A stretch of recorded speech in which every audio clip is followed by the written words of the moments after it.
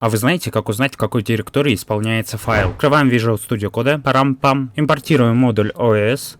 Далее с помощью get-cvd узнаем рабочую директорию. Запускаем файлик и видим нашу рабочую директорию. А теперь вопрос, а как создать эту директорию? Для создания обычной директории используем makedir, для создания вложенной директории используем makedirs. Запустим файлик, и как мы видим, образовались новые директории, вложенная и обычная. Не забываем, что в описании видеоролика есть домашнее задание. Как удалить эти директории? Для удаления пустой директории мы используем rmdir, для удаления вложенной директории используем removedirs.